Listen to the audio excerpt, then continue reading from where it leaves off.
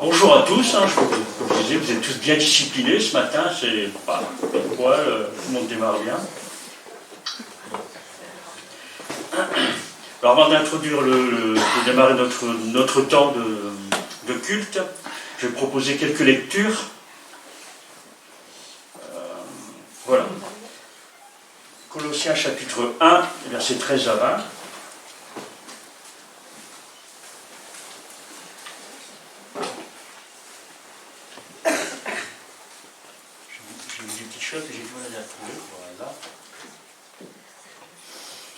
Alors, Colossiens chapitre 1, versets 13 à 20, nous rappelle ce que Christ a fait pour nous. Ce matin, on s'est rassemblés pour passer le temps de la communion fraternelle. Déjà, on a passé un peu de temps autour du café, les gâteaux, c'est super.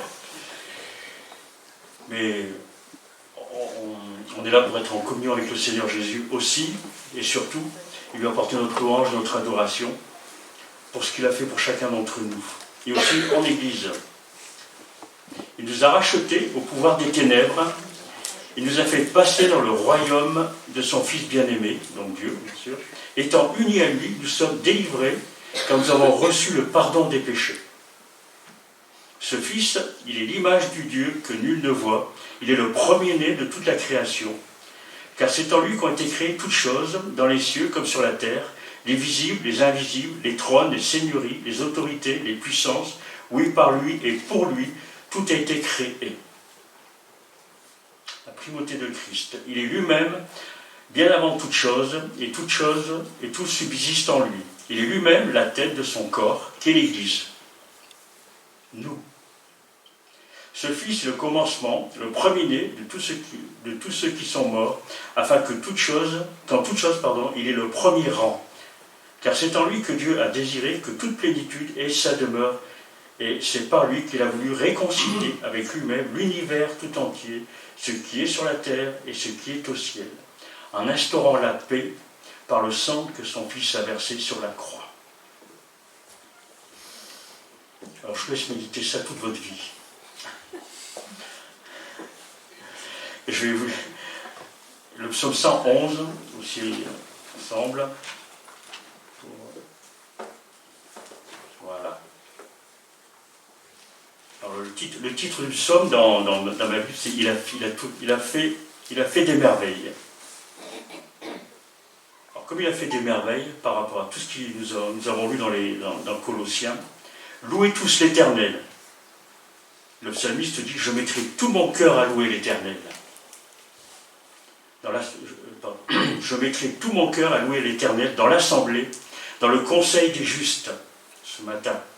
L'Éternel accomplit des œuvres admirables, elles sont méditées par tous ceux qui les aiment. Ses actes manifestent sa gloire et sa splendeur.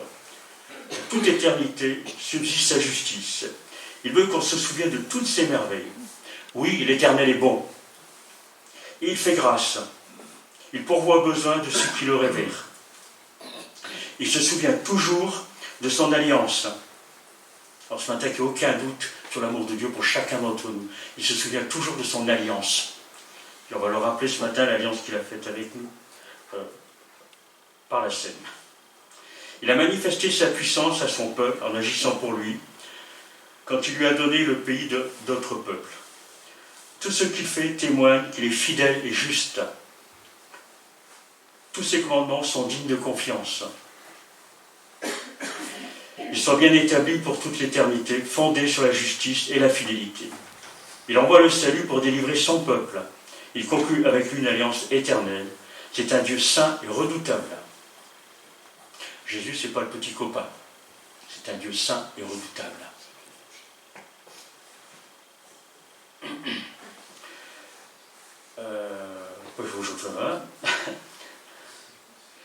La clé de la sagesse, c'est de révérer l'Éternel. Ceux qui s'y tiennent ont une saine intelligence, qui observe ses lois est vraiment avisée. Sa louange subsiste jusqu'en l'éternité. Alors je ne fais pas de commentaires, je crois que la parole de Dieu est assez puissante pour parler dans nos cœurs, pour nous toucher là, on a besoin d'être touché par la parole de Dieu et l'action du Saint-Esprit. Donc je vais remettre ce culte entre les mains du Seigneur. On chantera 3 chants. Ensuite, il y aura une petite présentation qui sera faite par Nathalie. Voilà. Alors, je vais remettre ce culte entre les mains du Seigneur. C'est notre Dieu, nous sommes là ce matin pour honorer ton nom. Comme on l'a dit, tu es ce Dieu saint et redoutable. Et tu as fait alliance avec nous, avec chacun d'entre nous, avec ton peuple. Et aujourd'hui, nous sommes ton corps. Nous avons Christ comme tête. Merci pour la purification de chacun de nos péchés, passés, présents et à venir. Aujourd'hui, nous sommes libres de te louer, de t'adorer, de te servir. Et nous te prions ce matin pour nous faire la grâce d'être au milieu de nous, de parler à nos cœurs par ta parole, par tout ce qui va être dit, tout ce qui va être fait. Seigneur. Nous voulons vraiment que tu sois honoré au milieu de nous. Merci pour déjà ces temps de communion fraternelle que nous avons vécu. C'était une manifestation de ta grâce. Et nous savons, Seigneur, que tu vas te manifester au milieu de nous encore ce matin, à ta manière. Et toujours, tu seras vraiment présent encore. Amen. Amen. Alors, on va chanter 3 chants. Le premier, c'est « Tu es merveilleux ». Ensuite, on va enchaîner avec toi, Seigneur. Et « Je loue ton nom éternel ». Si on veut se lever, on peut se lever. Soyons dynamiques ce matin. Vous savez ce que ça veut dire, être enthousiaste? Ça veut dire être en Dieu. Soyons dynamiques ce matin. Vous savez ce que ça veut dire, être enthousiaste? Ça veut dire être en Dieu.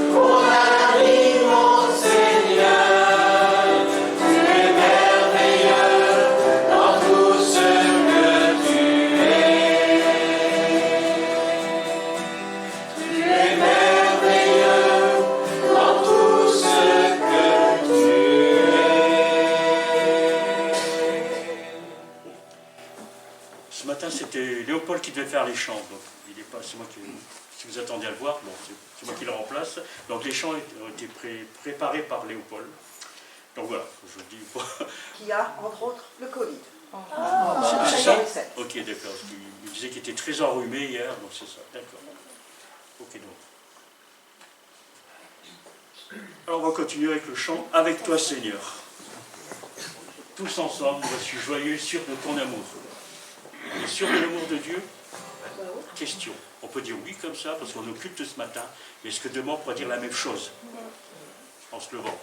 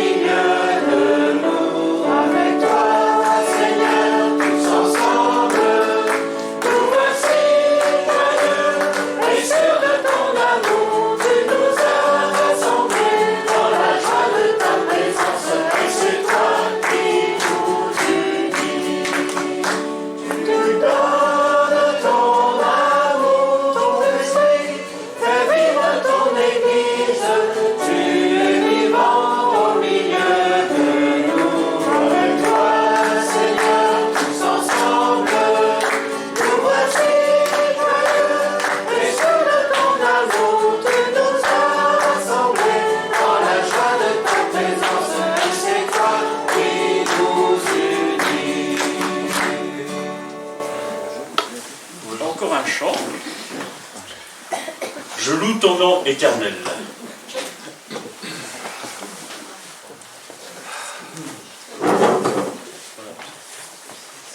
Si le guitariste il l'a trouvé, ça va? C'est bon. Bon. Je loue ton nom éternel.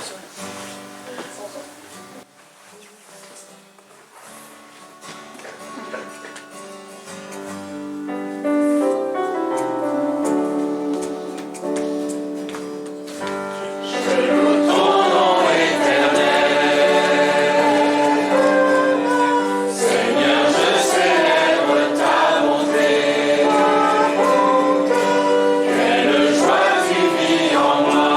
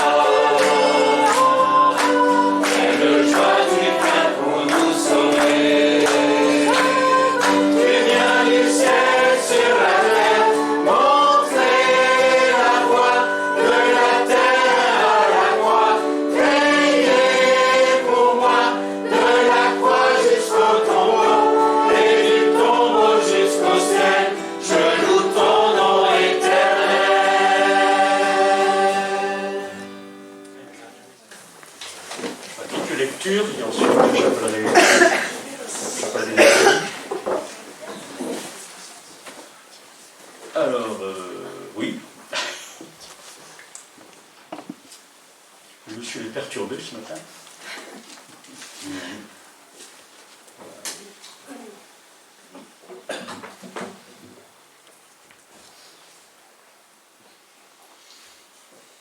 Alors, je vais lire quelques textes, je vais faire un léger commentaire là-dessus, puis après, voilà, on continuera.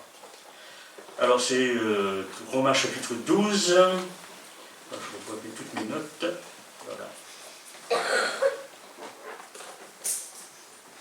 Oui, Romains 12, versets 3 à 8. Entre autres. En vertu de la grâce que Dieu m'a faite, c'est l'apôtre Paul qui parle, voici ce que j'ai à chacun d'entre vous. Ne soyez pas prétentieux. N'allez pas au-delà de ce que vous devez prétendre.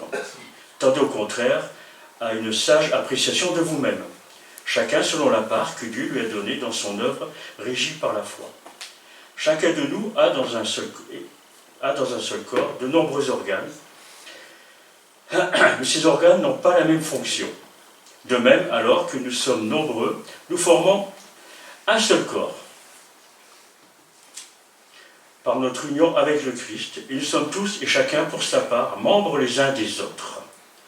Et Dieu nous a accordé par grâce des dons différents. Pour l'un, c'est la prophétie qu'il exerce cette activité conformément à notre foi commune. Pour un autre, c'est le service, qu'il se consacre à son service. Que celui qui a reçu un ministère d'enseignement enseigne. Que celui qui a reçu un ministère d'encouragement encourage. Que celui qui donne le fasse sans arrière-pensée, que celui qui dirige le fasse avec sérieux, que celui qui secourt les malheureux le fasse avec joie.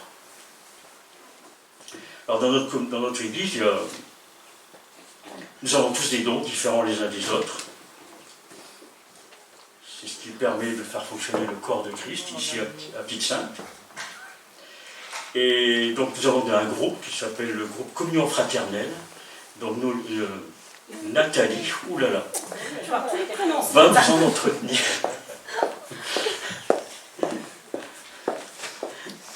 Vas-y.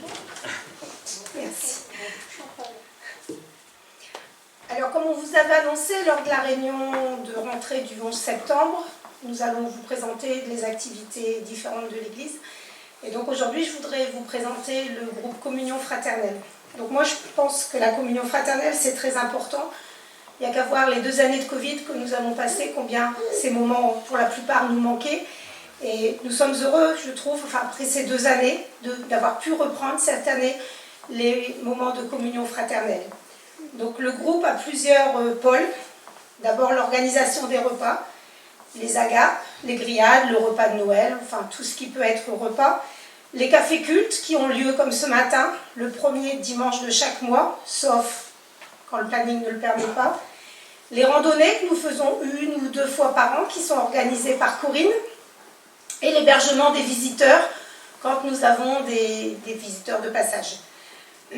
Donc moi, je voudrais ce matin vous remercier tous pour votre implication quand on fait un repas, parce qu'il ne manque jamais de rien. Vous préparez chez vous en quantité. Tout le monde aide, tout le monde met la main à la pâte, que ce soit pour mettre les tables, pour être en cuisine, pour faire la vaisselle, le ménage après. Vraiment, je veux ce matin profiter pour vous remercier chacun et chacune. Je remercie aussi tout particulièrement Martine, qui m'a proposé, suite à la réunion du 11 septembre, de venir m'aider pour préparer les cafés cultes. C'est pour moi un soulagement, parce que c'est vrai que préparer la scène, le café culte en même temps, c'était des fois un peu juste, et Martine est venue m'aider. Donc je vous invite, si vous voulez venir aider le groupe, n'hésitez pas, venez nous voir. Il y a de la place pour tout le monde, j'ai envie de dire. Et je voudrais juste, avant de terminer, laisser un verset que je trouve important. C'est Acte 2, verset 42, qui nous dit « Ils persévéraient dans l'enseignement des apôtres, dans la communion fraternelle, dans la fraction du pain et dans les prières. » Et je pense que la communion fraternelle, elle est mise dans le même verset que l'enseignement, que la fraction du pain, les prières. Donc je pense que c'est vraiment quelque chose de très très important. Donc je pense que c'est un beau programme et que continuons à passer du temps ensemble et à profiter de la communion fraternelle. Alors, vous ne bougez pas, il y a Denis et puis Paul, si vous priez pour eux. On demande aux anciens de prier pour nos sœurs. Voilà. Oui, notre Père, nous plaçons devant toi, te louons et te remercions encore pour tout ton amour, tout ce que tu as fait pour nous et pour cette parole qui nous rappelle toutes nos responsabilités, tout ce que tu as placé devant nous pour que nous puissions le faire dans la joie avec la communion de ton esprit. Et nous voulons te remettre ainsi toutes ces activités de la communion fraternelle qui ont une si grande importance, comme tu viens de nous le rappeler par ce verset, des actes, et que nous sachions ainsi toujours nous souvenir que nous faisons toutes choses avec joie et pour le nom, pour la gloire du Seigneur Jésus. Nous te remettons aussi particulièrement ce groupe et ton Église, afin que la gloire du Seigneur puisse encore être reflétée par cette Église qui est la prunelle de tes yeux. Nous te promettons chacun de ses membres aussi que tu veuilles que nous puissions être sanctifiés, être toujours dans la joie de ton esprit, et que tu puisses aussi faire progresser chacun par ta parole et par ton esprit. Nous te remettons aussi encore cette heure, que nous puissions encore la passer devant toi et par la grâce que tu nous donnes, et nous t'adressons encore toute notre louange et toute notre adoration, ce que nous faisons encore dans le précieux de notre Seigneur Sauveur Jésus. Amen. Amen. Tendre Père, dès lors que nous faisons partie de ton Église, dès lors que nous sommes justifiés, pardonnés, sauvés par grâce, tu fais de nous des pierres vivantes. Et ces pierres, Seigneur, tu les utilises pour ta gloire.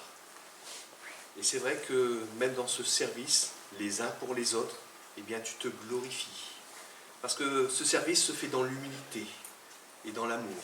Seigneur, vraiment te dire merci pour le zèle que tu donnes à ton Église, à tous ceux à qui tu as fait des dons. Comme nous le dit ta parole, ces dons sont donnés pour l'édification de tous. Et Seigneur, nous apprenons à grandir aussi en recevant ces dons de par la vie de nos frères et sœurs. Et nous te disons merci pour cette communion que tu nous donnes d'avoir régulièrement. Nous rappeler que même si nous sommes tous différents, tu nous as tous unis en un seul et même Seigneur. Merci pour cette grâce que tu nous fais d'avoir ce groupe de communion fraternelle. Et nous te prions pour que chaque groupe qui sera appelé à passer devant ici, devant l'Église, devant l'Assemblée, eh bien puisse être un groupe vivant, un groupe uni, un groupe qui veut glorifier ton nom. Alors merci Père pour toutes ces pierres vivantes qui te glorifient dans le nom de Jésus, Père. Amen. Amen.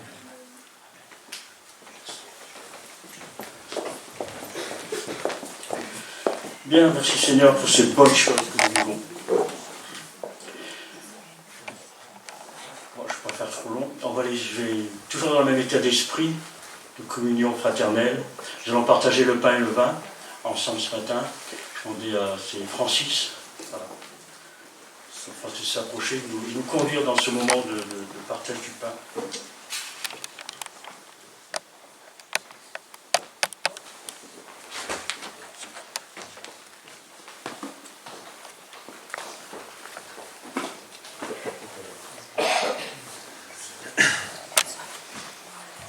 Pas d'enfants, non. Ils sont prêts à celle.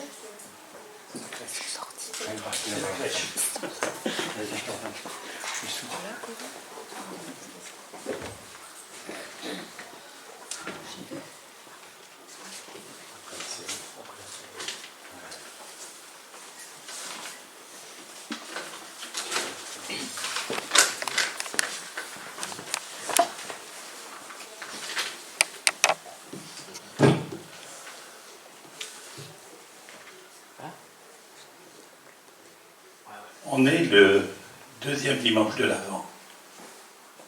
Et l'Avent, enfin, vous le savez, je suis très attaché quand on arrive aux fêtes de Noël. Et ce deuxième dimanche de l'Avent nous annonce le 25 décembre où nous fêtons, nous nous souvenons de la naissance de Jésus-Christ. Et la question que je voudrais vous poser ce matin à tous, et à chacun individuellement, Jésus-Christ, qu'est-il pour vous?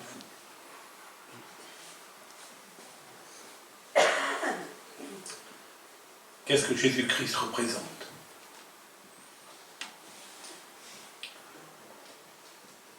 Pour moi, que Jésus-Christ représente, et cette fête de Noël, ce que ça représente, c'est que c'est le début d'une nouvelle, je ne dirais pas qu'une nouvelle ère, d'une nouvelle période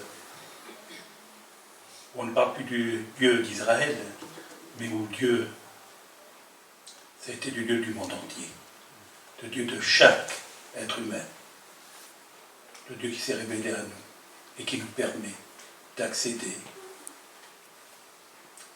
à cette grande famille des chrétiens. Dans Ésaïe 45, 4, il est dit « Je t'ai appelé par ton nom ». Et Jésus-Christ nous a appelés chacun de nous par notre nom. On n'est pas des gens inconnus, chacun de nous a été appelé et a cette liberté. Et cette liberté qu'on retrouve aussi dans Romains 8,16 qui dit « Et l'Esprit rend témoignage à notre esprit que nous sommes enfants de Dieu ». Et ça, c'est important. Et si on a pu devenir enfant de Dieu, c'est parce que de cette naissance de Noël à ce verset des Romains, le Seigneur est mort sur la croix. Il est mort pour nous. C'est ça que nous voulons penser ce matin. C'est que par cette mort, il nous permet de faire partie de cette grande famille des enfants de Dieu. Il nous laisse quelque chose de formidable, cette liberté de pouvoir accepter. Alors, avant de prendre le pain et le vin, je voudrais simplement vous relire les paroles d'un cantique que j'aime beaucoup et qui dit ceci: « Salut infini, toi qui brises l'esclavage, lavant le péché dans un fleuve sans rivage. Viens me délivrer, réponds au cri de ma foi.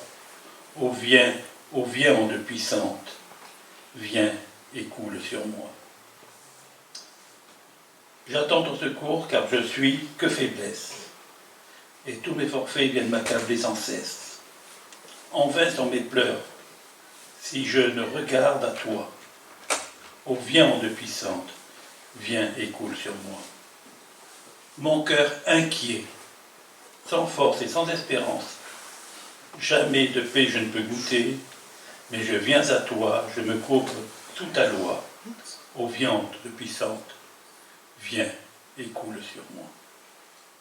Le mal est puissant, qui me lie de sa chaîne, à son arme trompeur, vers la perdition m'entraîne. Je n'ai qu'un espoir, c'est toi, mon sauveur et mon roi. Ô viens, onde puissante, viens et coule sur moi. Je crois maintenant que la céleste marée de mon cœur impur a toujours s'est emparée, lavée dans le sang. Je veux être tout à toi, je me livre à cette onde, et la vie est en moi. Voilà ce que je voulais vous partager ce matin, avant qu'on prenne les éléments de la scène. Rémi, tu peux venir?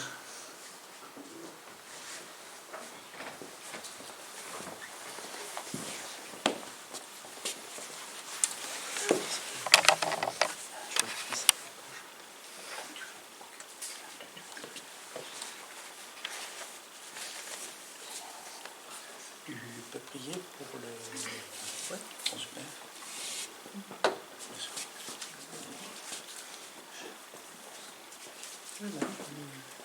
Seigneur Jésus, nous te remercions pour ton corps qui a été livré à la croix, comme l'a dit Francis. Nous te remercions également pour ta venue sur terre, d'avoir accepté déjà, dès l'origine, d'accomplir le plan de Dieu, c'est-à-dire de mourir pour notre péché, Seigneur. Nous te remercions d'avoir pris nos fautes sur le bois, de nous donner cet espoir de pouvoir vivre, de pouvoir renouer le contact avec le Père. Nous te remercions pour le saint nom qu'est Jésus-Christ. Amen. Après, nous allons passer pour la collecte. Et juste avant la collecte, je voudrais juste vous lire deux phrases que j'ai lu cette semaine dans le message d'un trésorier d'église, aux fidèles de son église.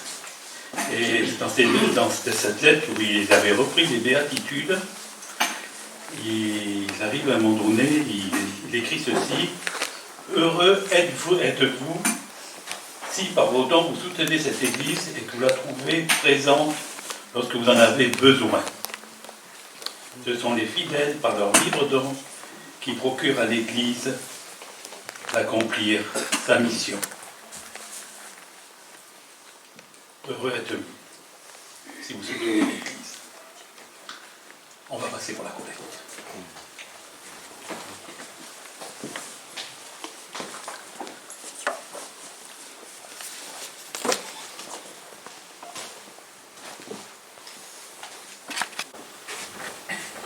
Nathalie, toi qui es la trésorière, tu peux prier pour nous.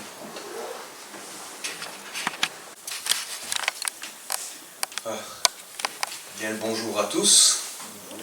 Il y a des têtes que j'ai pas eu le temps de voir tout à l'heure, de les saluer. Donc soyez les bienvenus dans cette maison. Que Dieu nous bénisse tous ensemble. Nous allons continuer nos péripéties. Nos études, la lecture de la parole dans Éphésiens, chapitre 6, aujourd'hui. On touche au but. C'est un peu ce que l'on va dire ce matin.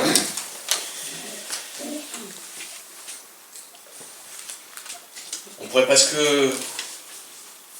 on va dire, résumer l'épître aux Éphésiens. Déjà, la deuxième partie, pas encore. Première partie, la tête au ciel. Deuxième partie, les pieds sur la terre. Et oui, c'est la vie du chrétien. Et c'est le premier verset donc, que nous allons lire, donc à partir du verset 10, chapitre 6, à partir du verset 10e. Alors je ne sais pas si voilà, la technique suit, formidable. Pour conclure, donc, comme je viens de le dire, on arrive à la fin. Pour conclure, c'est l'apôtre Paul qui encourage les Éphésiens: puisez votre force dans le Seigneur et dans sa grande puissance. Revêtez-vous de l'armure de Dieu afin de pouvoir tenir ferme contre quelques-unes des ruses du diable. Toutes. Bien, on n'a pas la même version. C'est vrai. Allez, c'était pour voir qui suivait. Toutes les ruses du diable. Car nous n'avons pas à lutter contre des êtres de chair et de sang, mais contre les puissances, contre les autorités, contre les pouvoirs de ce monde des ténèbres et contre les esprits du mal dans le monde céleste. C'est pourquoi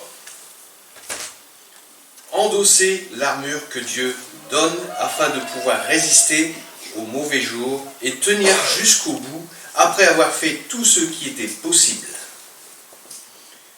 Tenez donc ferme, ayez autour de la taille la vérité pour ceinture, et revêtez-vous de la droiture en guise de cuirasse. Ayez pour chaussure à vos pieds la disponibilité à servir la bonne nouvelle de la paix.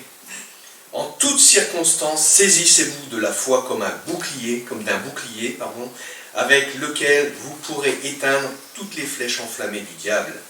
Prenez le salut pour casque et l'épée de l'esprit, c'est-à-dire la parole de Dieu. Jusqu'ici la lecture. Fortifiez-vous dans le Seigneur. On pourrait dire que si je devais simplement donner cette parole ce matin, c'est quasiment presque un ordre. Fortifiez, peut-être même un encouragement. Fortifiez-vous, non pas dans un homme, non pas dans une association, non pas dans 3 petits points, mais fortifiez-vous dans le Seigneur.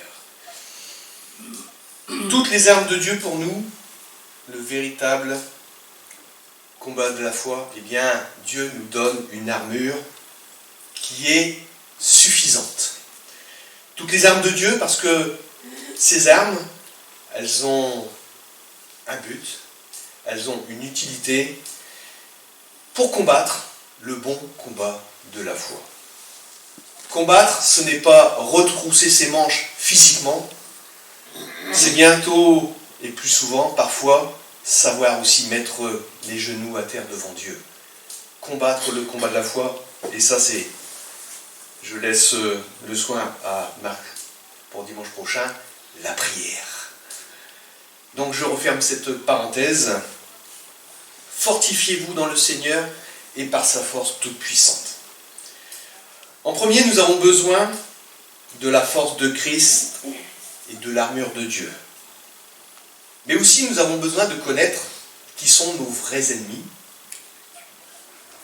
Et là, le troisième point, notre besoin de chacune des armes de Dieu. Donc, comme je viens de le dire, on peut résumer cela, le combat fait partie de la marche du croyant, même dans sa position céleste. Nous continuons ce matin donc, dans ce chapitre très spécifique pour recevoir les parfaits conseils de notre Dieu. J'espère que pour vous, c'est ce que vous attendez. Quelque chose que vous allez laisser par l'Esprit se graver sur les parois de votre cœur comme on grave dans du marbre. Hein, c'est l'expression, gravé dans le marbre. Quelque chose qui ne va pas s'altérer, quelque chose qui va rester bien ancré et bien visible en plus, pour nous aider à être des vainqueurs par l'Esprit en Christ. Je ne sais pas si vous êtes comme moi, mais j'aime pas perdre. J'aimais pas perdre. J'ai appris avec le temps. Je me souviens on va dire de toutes les fois où, sur un terrain de football, quand je perdais, à la fin j'étais un peu violent. Les crampons se laissaient traîner sur les pieds, parce que il fallait tout faire pour être fort et essayer de marquer des buts. Et donc si on pouvait supprimer 2-3 gars dans l'équipe adverse, ça permettait d'avoir un certain avantage. J'étais pas cool, hein. Et oui, c'était le Denis d'avant. Oh, oui, on aurait pu, hein, mais bon, chacun faisait sa part. Hein. Et connu des fois où ça se terminait en bagarre générale. Hein. Bah oui, parce que quand on commence à jouer des crampons, quand on tacle par derrière et tout ça, bon, ça va une fois, 2 fois, mais après... Apprendre... On apprend avec le Seigneur à être des vainqueurs. Et les enfants de Dieu que nous sommes ont besoin de réaliser, pour arriver à la stature parfaite de Christ, qu'il nous est impératif de nous revêtir de cette armure spirituelle pour combattre de façon spirituelle nos vrais ennemis. Le danger dans le combat spirituel consiste à ne pas prendre assez au sérieux les ruses de l'ennemi. Parfois on minimise. Et c'est dangereux. Et par conséquent, négliger de revêtir l'armure spirituelle d'Éphésiens 6, indispensable pour combattre le bon combat de la foi, peut être pour nous quelque chose qui peut nous faire mal. Ne pas prendre, on va dire, la juste mesure des attaques de l'ennemi, ou de laisser de côté certaines parties, eh bien, peut nous être fatal. En mettant abusivement l'accent sur le diable, on n'est pas des plus sages non plus. Une fois, on a entendu des témoignages, il y en a qui voient le diable partout. Non, pas forcément. Mais aussi, quand on le minimise, comme je le disais au préalable, eh bien, on n'est pas non plus juste par rapport à notre position. Et aussi à savoir nous défendre quand on ne sait pas déceler les ruses, justement, du diable. Donc pour cela, Dieu nous a préparé tout un arsenal. Pas des Kalachnikov, pas des P38, tout ce que vous voulez. Non, non. Le Seigneur a ses armes spirituelles. Et comme nous sommes appelés à vivre de façon spirituelle, eh bien nous devons acquérir, les prendre. Parce que là, c'est pas Dieu qui va venir et dire, viens ici, je te mets ça sur la tête, je te mets ça au pied. Non. Là, il est écrit, revêtez-vous. C'est à nous, c'est notre responsabilité de nous. Parce que Dieu n'impose jamais rien. Il n'impose jamais et il ne s'imposera jamais à aucun de nous. C'est notre libre arbitre, notre libre choix que d'accepter de vouloir être vainqueur. Je pense que qui ce matin voudrait être un vaincu? On voit pas beaucoup de mains se lever. Comme je le disais déjà moi au préalable, j'aimais pas perdre. Donc je préfère être dans le camp des gagnants que d'être dans le camp des perdants. Et pour ce combat, eh bien, c'est à toi, mon frère, ma sœur. Tu as ta part à faire. Et c'est un arsenal en plus qui va te revêtir de la tête aux pieds. Et ça, on le verra dans le troisième point. Alors pourquoi ce combat?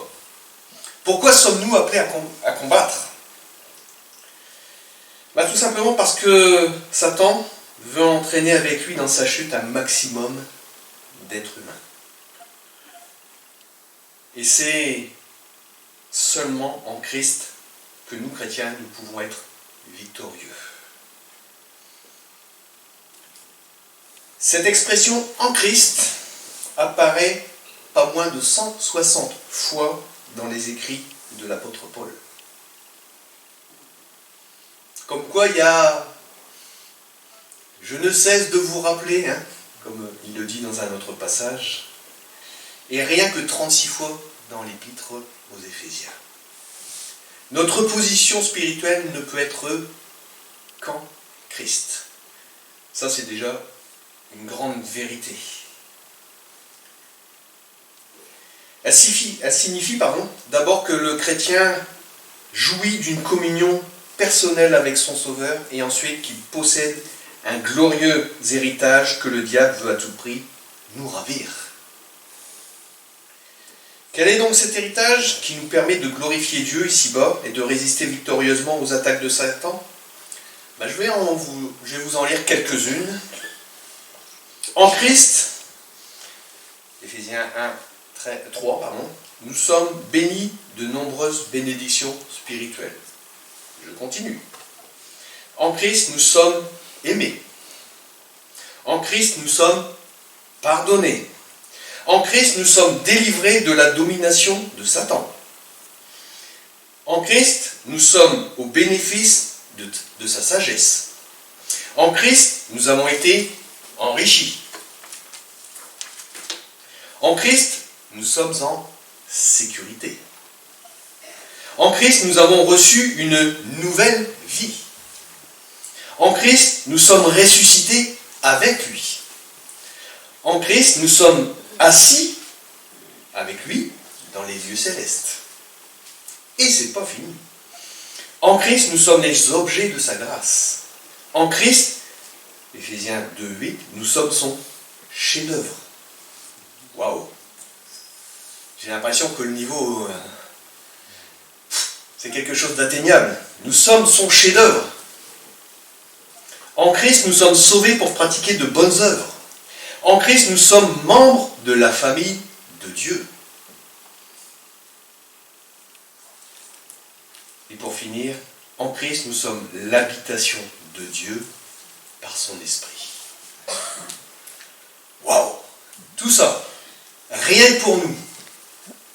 Et devant cette abondance de bénédictions divines accordées à chacun d'entre nous en Christ, il y a de quoi abandonner toute crainte et toute plainte pour être de plus en plus débordant de reconnaissance et de louange envers notre merveilleux Rédempteur. Mais l'ennemi fera tout pour contester et chercher à nous ravir les innombrables richesses que nous possédons en Christ. Parce que lui, il sait. Il n'a pas de possibilité de pardon.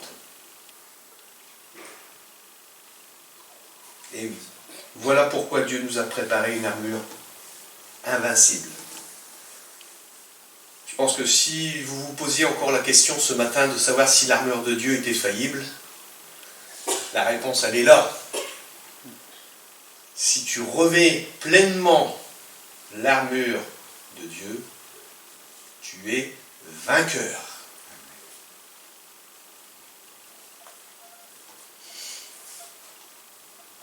Et cette armure, eh bien, pour résister au diable de façon victorieuse. Alors, veux-tu être vainqueur ce matin? Veux-tu être un vainqueur parmi tant d'autres? Alors ce matin, encore par cette parole, le Seigneur nous enjoint à lui faire confiance. Et je dirais même entièrement confiance.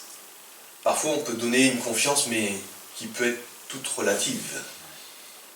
Mais là, le Seigneur me dit, fais-moi confiance. Pleinement confiance.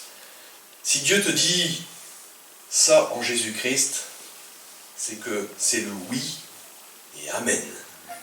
Oui, je le veux, et le amen parce que je vais le faire. Le amen, c'est pas que dire oui, je suis d'accord. Non, non. Il y a derrière quelque chose de beaucoup plus grand. Dieu le fait.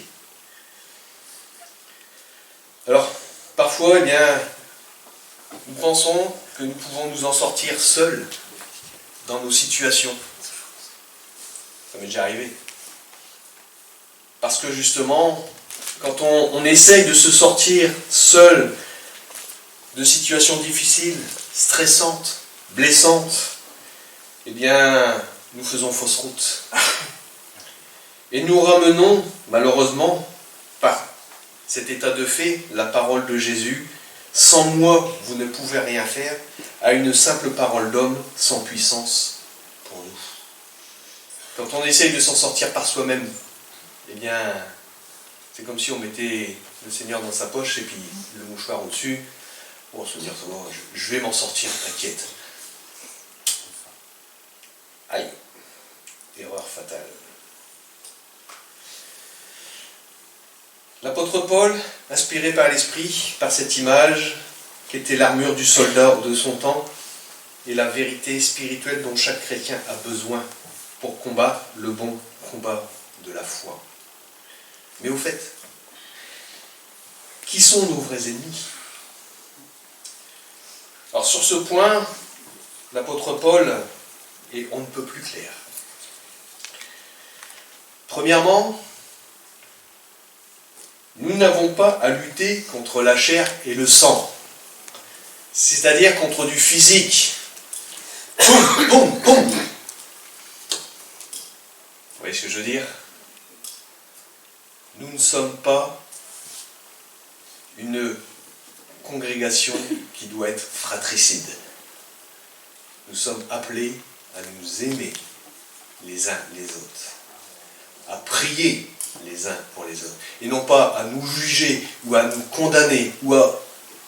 Je vous laisse sur vos pensées, mais le Seigneur, eh bien, il nous dit simplement, aimez-vous les uns les autres, comme je vous ai aimé. Tout un programme. Donc, si nous avons encore un désir ardent, un désir bouillant d'en découdre dans une affaire, même avec quelqu'un du monde. Hein. Je me souviens une fois une personne donnait ce témoignage que même dans une église ils se sont battus parce qu'il y en a un qui voulait faire, on va dire, le culte dans une langue, bon, ça remonte il y a très longtemps, hein, puisqu'il y en a qui voulaient le faire en latin, il y en a qui voulaient le faire dans la langue vulgaire, donc ça a chauffé. Se battre pour ça. Dommage, vraiment dommage. Mais dans le monde, eh bien, on peut avoir aussi des gens qui ne font pas de cadeaux, et puis il faut supporter, il faut accepter de prier aussi, hein, la parole nous le dit, prier pour ceux qui vous persécutent, mais mon propos n'est pas là ce matin. En résumé, contre notre semblable, parfois nos familles qui nous regardent d'un drôle d'œil. Nos parents, notre patron, celui qui nous fait tout voir. Eh oui. Mais contre les dominations, contre les autorités, contre les princes de ce monde de ténèbres, contre les esprits méchants, dans les lieux célestes. Dans les lieux célestes. Et pourtant, ils sont dans les lieux célestes, et pourtant, nous avons à les combattre. Tout simplement parce que il nous faut aussi comprendre que notre ennemi, eh bien, il ne fait pas ce qu'il veut. La seule chose que le Seigneur nous demande, c'est, voilà, tu vas passer des temps difficiles, mais j'ai déjà vaincu, et je vais, parce que tu as besoin d'apprendre la vie de l'esprit, tu as besoin d'apprendre à me faire confiance, eh bien, par ce cheminement de vie, par les expériences, par les difficultés, tout cela, Dieu va te former. Il va non seulement nous former, mais aussi, il va ôter ce qui est au plus profond de nous, ce qui a besoin d'être nettoyé. Je vais vous donner un exemple. Vous avez une marque qui est là, hein. Dans une marque, qu'est-ce qu'on voit souvent? Bien, de l'eau. Hein. Au fond, il y a un peu de vase, mais calme plat pendant une semaine, l'eau nickel, limpide, on voit tout, on voit le fond de façon parfaite. Et vous avez l'épreuve qui arrive sous la forme d'un petit caillou que l'on jette dans la mer. Cette eau qui est si belle, si pure, si transparente, devient toute trouble. Cette vase qui va être remuée par le caillou, c'est ce qu'il y a au plus profond de nos cœurs. De surface, c'est formidable. Mais en profondeur, il y a encore des choses qui, avec le temps, le Seigneur va nettoyer, purifier, sanctifier. Et l'ennemi, c'est le caillou. Et Dieu va permettre au caillou, justement, d'aller dans cette mare et de faire remuer tout ça pour justement nettoyer ce qui a besoin de l'être.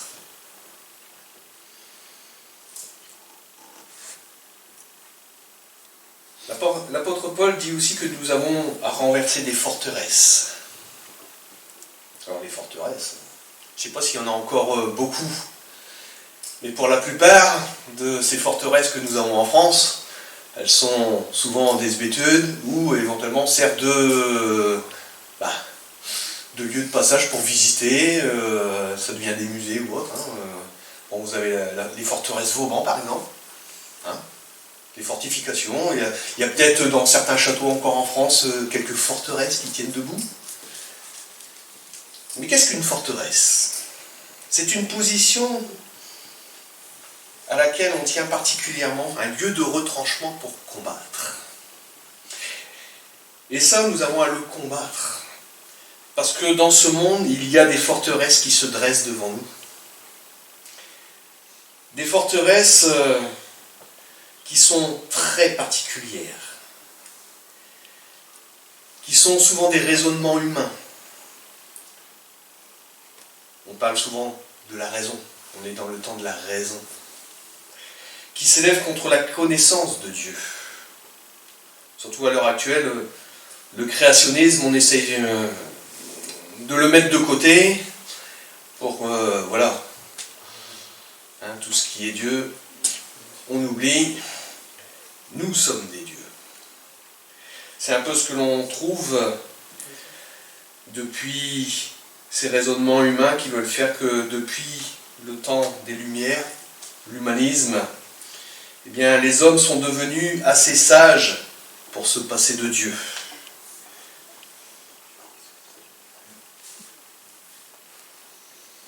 Même déjà du temps de l'apôtre Paul, il y avait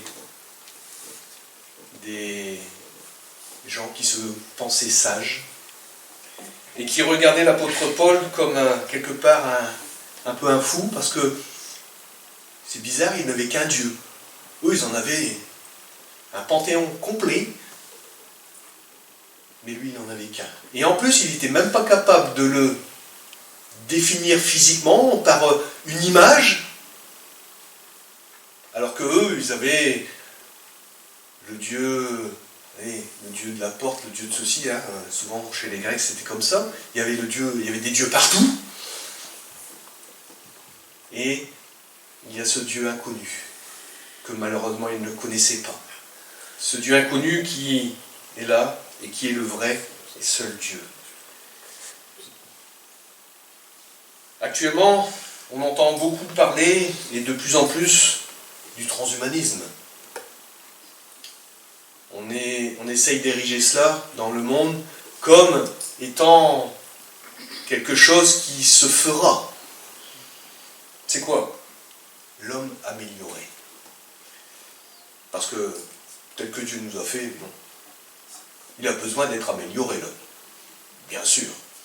Il va naître et il connaîtra tout. On va lui implanter une puce et puis ça sera bien. Et on pourra le diriger et faire ce qu'on veut avec. Voilà. Sous le biais, on va dire, de parfois certaines, on va dire, évolutions qui peuvent être dans un sens bonnes, il y a toujours le côté obscur, systématiquement. Quand en plus, on y pense, eh bien, l'homme est capable, et suite à une conférence qui avait été donnée par une personne, disait, ah, il y a ici déjà dans la salle des gens qui vont peut-être vivre 1000 ans. Ils veulent créer l'être qui va être capable de vivre 1000 ans, et peut-être même plus, éternellement. Et pourquoi? Et pourquoi? Quand on y réfléchit bien, eh bien, c'est vouloir par la science se soustraire au jugement de Dieu. Plus de mort, plus de passage dans l'au-delà. Plus de passage dans l'au-delà. Eh bien, Seigneur, pour me juger, t'attendras. Eh oui. Vous allez me dire, c'est un raccourci qui est vite fait, mais on en prend le chemin. On en prend le chemin. Souvent, je compare les chrétiens, ça c'est mon image préférée, aux saumons, qui sont dans l'eau et qui vont à contre-courant, contre la pensée de ce monde. L'un des maîtres mots actuels est qu'il faut être aussi tolérant. Ça aussi, c'est une autre forteresse. Il faut être tolérant. Si tu n'acceptes pas, tu es intolérant. Si tu es contre, tu es intolérant. Voilà. Il faut tout accepter. Il ne faut rien dire. Mais ça, c'est pas ce que le Seigneur nous demande. Et c'est pour cela aussi que, depuis tant et tant d'années, quand on professe la vérité, quand on veut être dans la justice, eh bien, dans ce monde, ça a du mal à passer.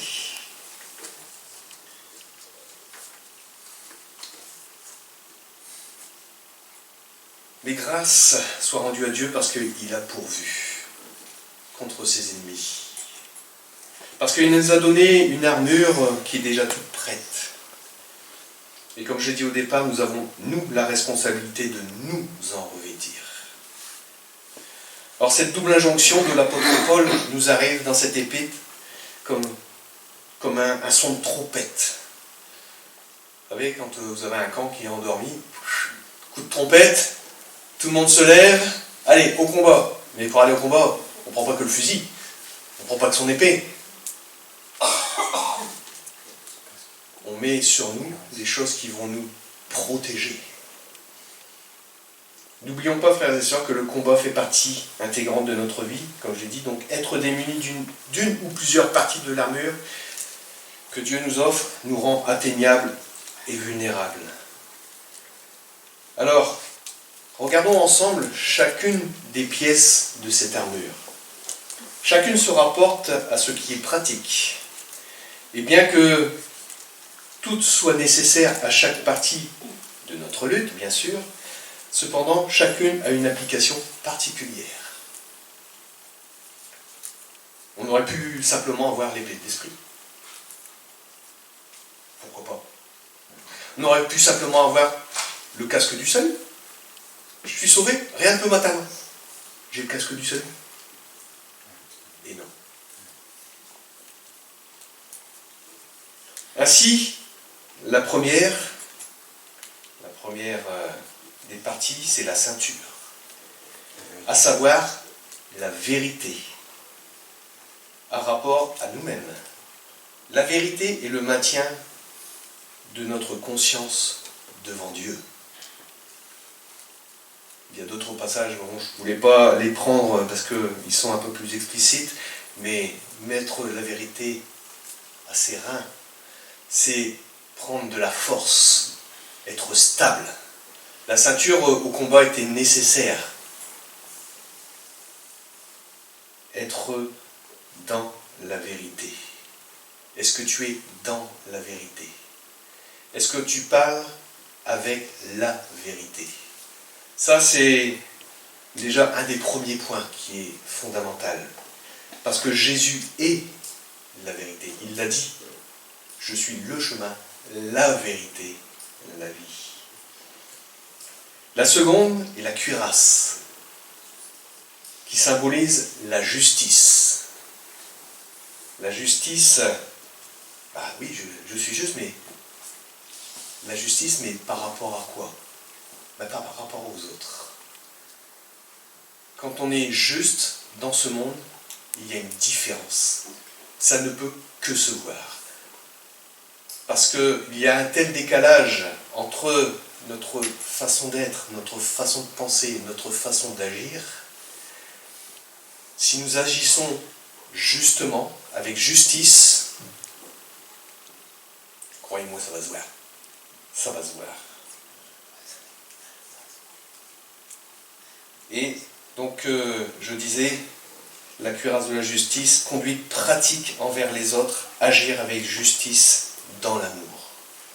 Troisième, que sont les chaussures ou sandales, l'évangile de paix. Avoir le zèle pour témoigner, pour porter le témoignage d'amour envers les frères. Et là, on peut se rappeler dans l'évangile de Jean, chapitre 13, verset 35, « À ceux-ci, tous connaîtront que vous avez de l'amour les uns pour les autres. » Ce zèle dans l'amour, ce zèle de nous aimer les uns les autres. Parce que nous avons besoin d'apprendre à nous aimer les uns les autres. Le quatrième, bouclier. Le bouclier de la foi. Ce bouclier qui image la confiance en Dieu. Hop, je me place devant moi. Seigneur, tu vois ce problème. Par la foi, Seigneur, je me place devant toi. Comme avec un bouclier, eh bien, je veux te faire confiance. Je veux m'attendre à toi seul. En prenant cette arme, plutôt défensive, eh bien, nous voulons faire confiance à Dieu seul. La cinquième et la sixième, à nos ennemis.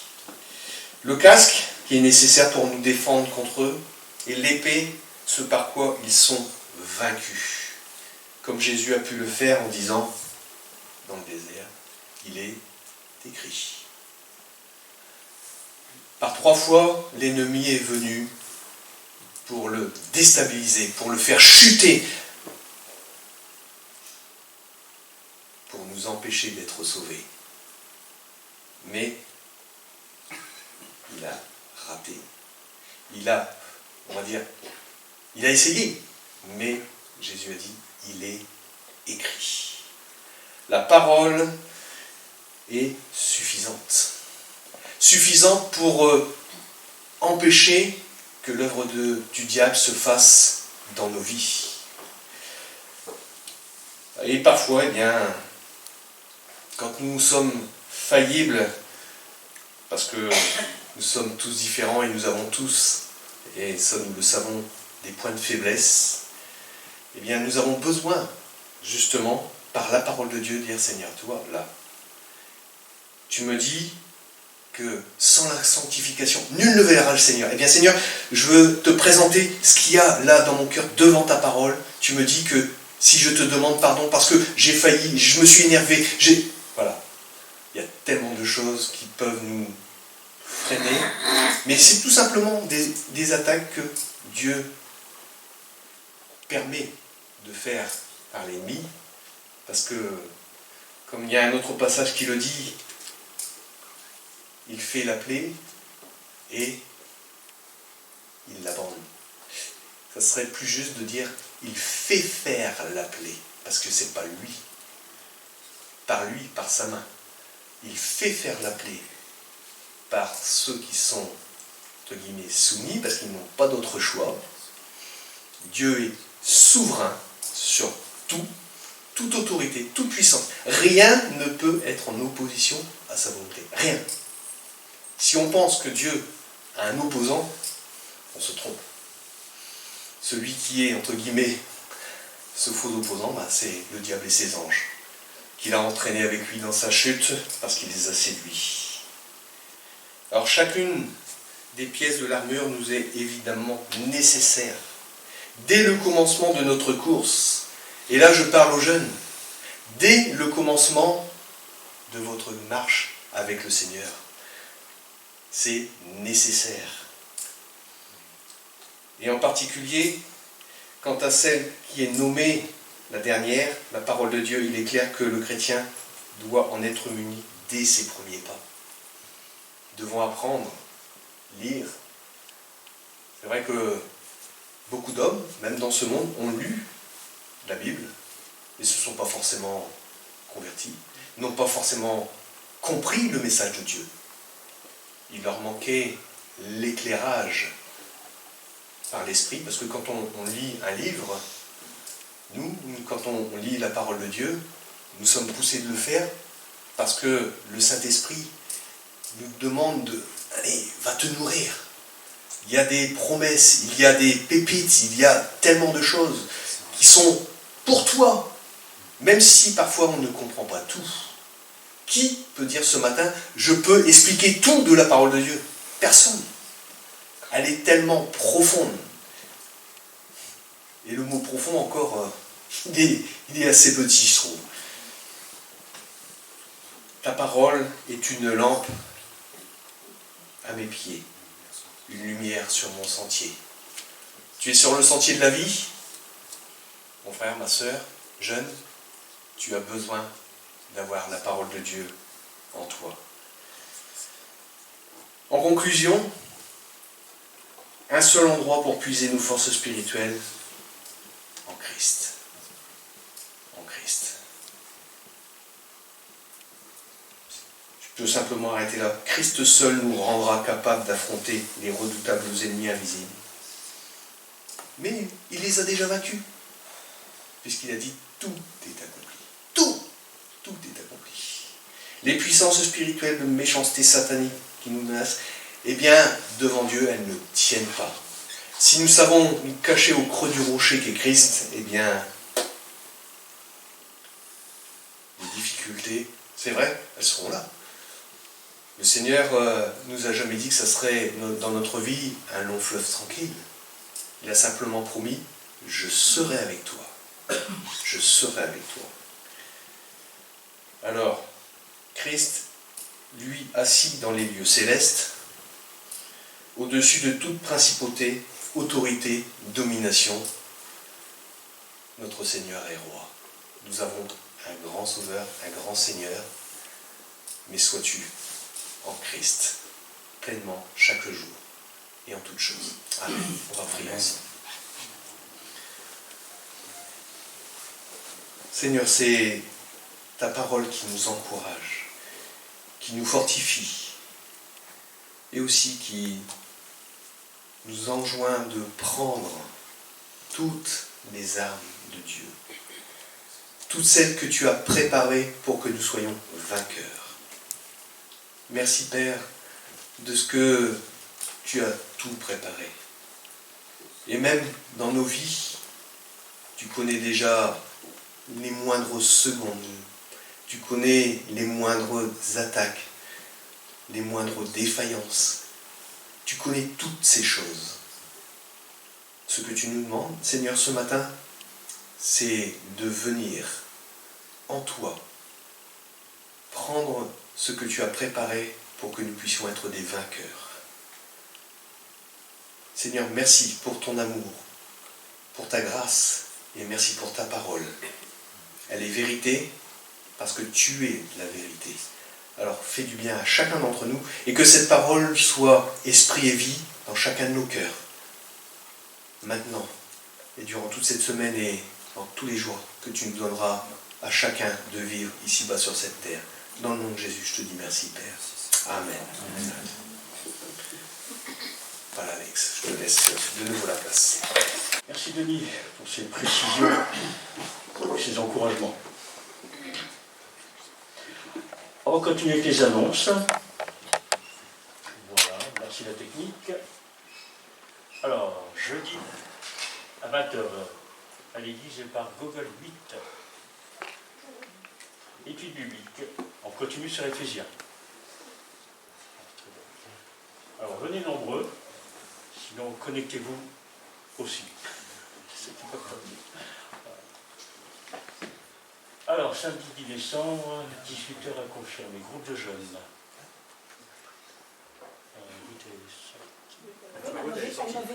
On confirme les jeunes. On confirme. Bon. Il paraît qu'on mange, j'ai entendu dire. C'était l'heure. Alors, vous savez quoi? C'est l'heure qui est à confirmer. J'y serai. Ok, donc voilà, c'est confirmé. Culte dimanche à 10h. Alors, les agendas. Alors, dimanche 18 décembre, fête de Noël.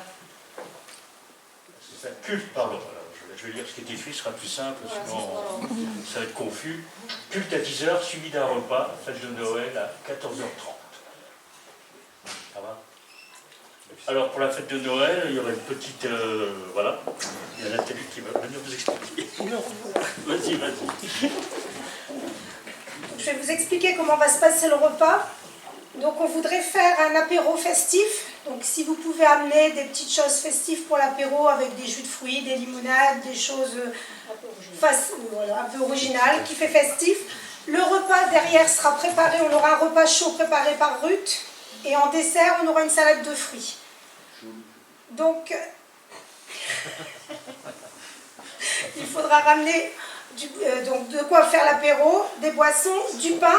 Et on vous demandera aussi d'amener des gâteaux parce qu'après la fête de Noël, on fera un goûter. Comme ça, s'il y a des nouvelles personnes, on pourra les accueillir aussi autour d'un goûter. Donc, je renverrai un mail comme d'habitude pour préciser tout cela.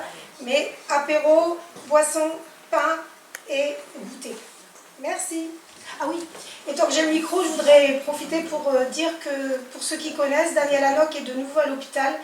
Il a fait une pneumopathie et il soupçonne aussi un infarctus. Donc demain, il est parti à l'hôpital de Boulogne pour faire une coronographie demain, si tout va bien. Donc si on peut penser à lui dans nos prières. Ouais, merci. Merci. Je vais avoir mon programme. Je suis voulu des choses, là, vous me connaissant. Ah oui, j'oubliais quelque chose. Si vous pouvez venir me voir pour vous inscrire pour le repas, pour pas qu'on manque de... Oui. Trop, c'est pas grave, on n'est pas une personne près, mais pour pas qu'il manque. Donc ceux qui veulent manger le 18, si vous pouvez venir me voir Donc, après pour que je vous je inscrire. suis auprès de Nathalie. Excusez-moi. De vive voix ou par mail rapidement. Oui, ou si j'ai envoyé un mail, vous pouvez me répondre par mail, par texto, Ok. n'importe. Mais si vous pouvez me dire,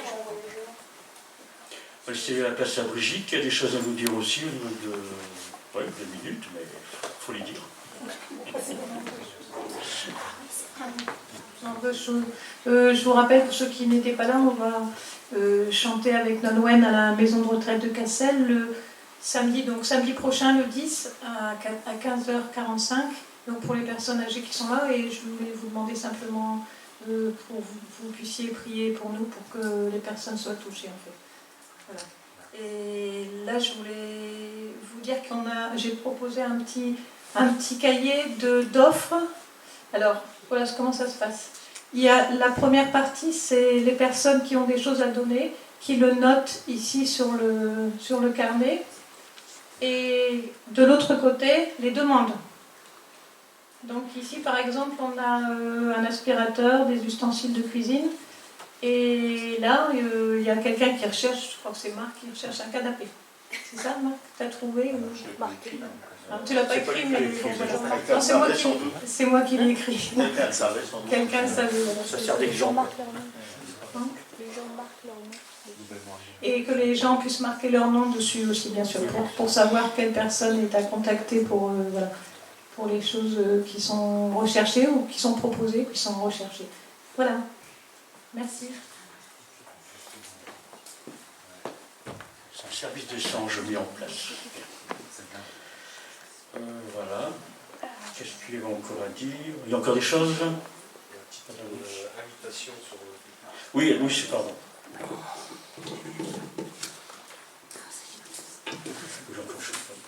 Alors, il y a une invitation qui est au fond là-bas sur la petite table pour inviter amis, voisins, voilà, connaissances pour la petite fête de Noël. Donc ce sera en même temps l'occasion que ces personnes entendent l'évangile ou de le réentendre. Voilà. Je sais plus, j'ai encore des choses à dire, il me semble. Oui, pour la fête de Noël, alors, je prends les inscriptions enfin, jusqu'au 10, voilà, 10 décembre. Oula, c'est dit. Hein. Alors, contactez-moi.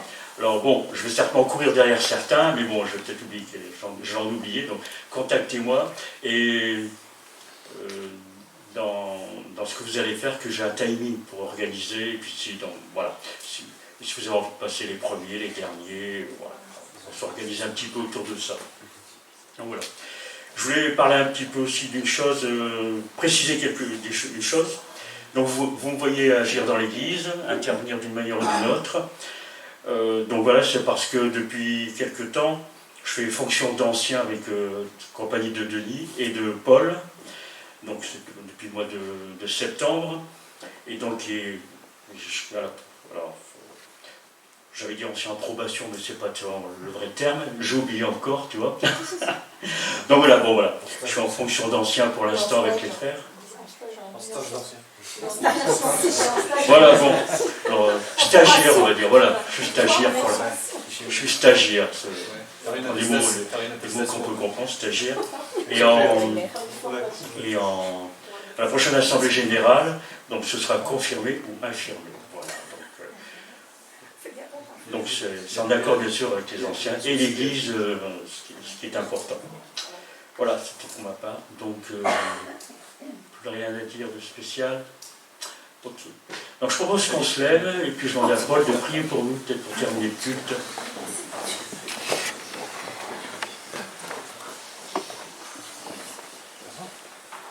Notre Père, nous voulons encore te louer.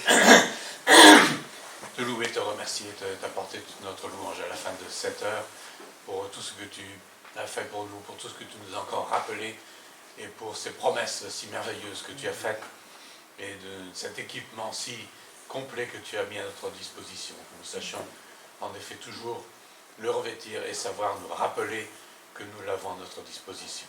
Nous voulons ainsi le confier à toi pour cette semaine qui s'est ouverte ce matin devant toi, afin que nous sachions la passer encore sous ton regard. Nous souvenons que nous sommes tes rachetés et que nous avons à marcher en nouveauté de vie, quelles que soient les circonstances. Tu sais que nous avons tant besoin de toi et nous te supplions ainsi pour pouvoir être toujours dans ta présence et avec les forces que tu nous donnes. Nous voulons aussi te remettre tous ceux qui passent par l'épreuve. Nous pensons à Daniel Hanok que nous venons de citer, que tu veux encore lui donner toute force, tout accompagnement dans ces moments difficiles. Nous pensons aussi à notre Daniel que nous remettons aussi devant toi et à ta grâce pour les moments difficiles qu'il a devant lui et que nous remettons encore à ta grâce et devant toi. Nous remettons tous ceux qui passent par l'épreuve, quelle qu'elle soit, que nous ne citons pas tous, mais que toi tu connais parfaitement, que tu veuilles ainsi accompagner chacun et ainsi encore confier en ton amour, en t'adressant encore cette prière dans le précieux nom de notre Seigneur Sauveur Jésus. Amen. Amen. Bonne semaine.